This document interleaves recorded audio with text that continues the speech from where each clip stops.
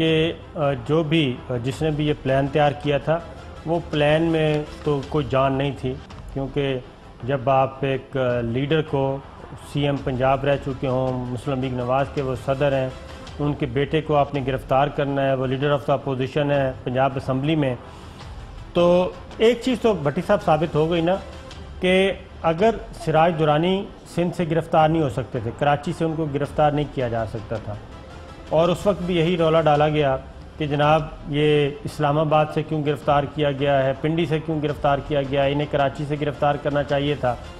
तो हमज़ा शहबाज के मामले में ये बात तो सही साबित हो गई कि बड़े बड़े डॉन, गॉडफादर, सिसलन माफिया, इन लोगों से निमटने के लिए आम कानून और आम रवैये तो काम नहीं आएंगे, एक चीज़। दूसरी बात यह है कि फिर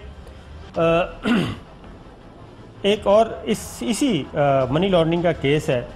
फिर नैब ने एहतसाब अदालत में 2 मुल्ज़मान भी पेश किए, उनका रिमांड भी लिया, वो नैब की कस्टडी में है। और नैब प्रोसिक्यूटर के मुल्ज़मान कासिम कयूम और फजल दाद के जिस्मानी रिमांड के लिए जब गए तो उसमें ये इंकशाफात ये रिकॉर्ड पे हैं कि स्टेट बैंक के फाइनेंशियल मॉनिटरिंग यूनिट ने 12 जनवरी 2018 को चेयरमैन नैब को मशकूक करेंसी ट्रांजैक्शंस की रिपोर्ट भेजी।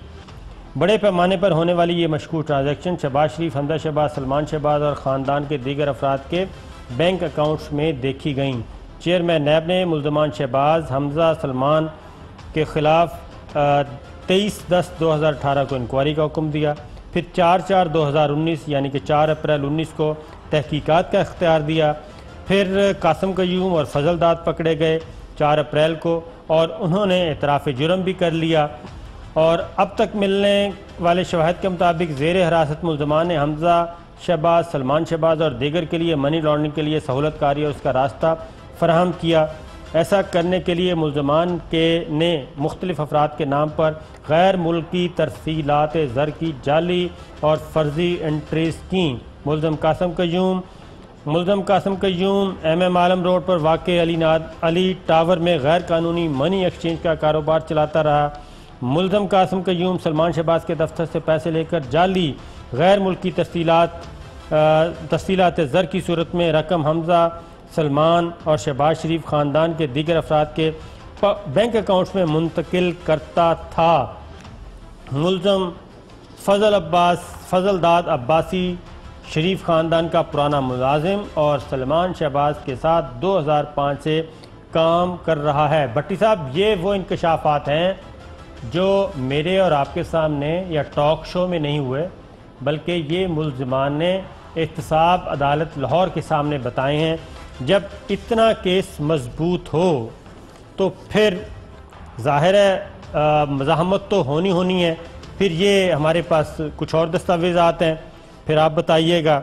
ये हमजा शहबाज सन ऑफ मियाँ मोहम्मद शहबाज शरीफ, इनको 25 जुलाई 2007 को ये मुबैना तौर पे रकूम भेजी गई $1,67,900 नहीं, 1 लाख नहीं सर, 16 लाख सॉरी। तो इसी तरीके से 16 लाख डॉलर ही भेजे गए। फिर हमजा शहबाज को कोई महबूब साहब हैं, उनके ज़रिए महबूब अली, तो ये डॉक्यूमेंट्स भी हमारे सामने हैं। भट्टी साहब, इतने सारे सबूत होने के बावजूद इनको रिलीफ कैसे मिल जाता है? यही तो मैं मोहतरम आपसे सवाल करता हूं। अगर ये एविडेंस किसी आम पाकिस्तानी के बारे में हो, सारा कुछ विद प्रूफ के कौन से बैंक से किस आदमी ने कहां पैसे भेजे, बेनिफिशरी कौन है, उसके घर नैब जाए, मार खाकर आ जाए, दूसरे घर सीढ़ी भी लेके जाए, सीढ़ी आसमानों पे लगा के अल्लाह मियां से बातें करने लग पड़े, ये कौन से मुल्क में होता है? ये तो मैं सवाल मेरा आपसे है। देखें, आपकी बात सही है, लेकिन नैब के पास आपको पता है ना कि इतनी फोर्स तो नहीं है। और दूसरी जानिब नहीं, मैं आपको इतला के लिए दूं, पुलिस से पूरी मदद ली, रेंजर्स आई, रेंजर्स की प्रेस रिलीज मेरे सामने है। मेरा मतलब है कि नैब को भी देखना चाहिए, अगर कहीं खला हो रहा है कोई, अगर नैब में उनके माउथ पीस है जो उनको पहले इन्फॉर्म कर देते हैं, या इस किस्म के खदशात हैं जब किसी अहम शख्सियत की गिरफ्तारी के लिए आप जाते हैं आपके पास हर किस्म का एविडेंस हो, तो फिर आपको उस तरह की तैयारी करनी चाहिए, हिकमत अमली बनानी चाहिए। उल्टा आपको नाकाम होकर वापस आकर लोगों को तमाशा नहीं बनना चाहिए। एक अदारा है जिसकी क्रेडिबिलिटी है। मेरा ख्याल है नैब चेयरमैन को और डीजी लाहौर को बैठ के इसकी हिकमत अमली बनानी चाहिए कि आइंदा फ्यूचर में इस किस्म की गलतियां ना हो। वरना ऐसे तो देखे, आप कह रहे हैं 18 का केस था, सलमान शहबाज को बाहर क्यों जाने दिया गया? सलमान शहबाज साहब भी आपको पता लाहौर एयरपोर्ट से गए हैं, स्पॉट फिक्सर।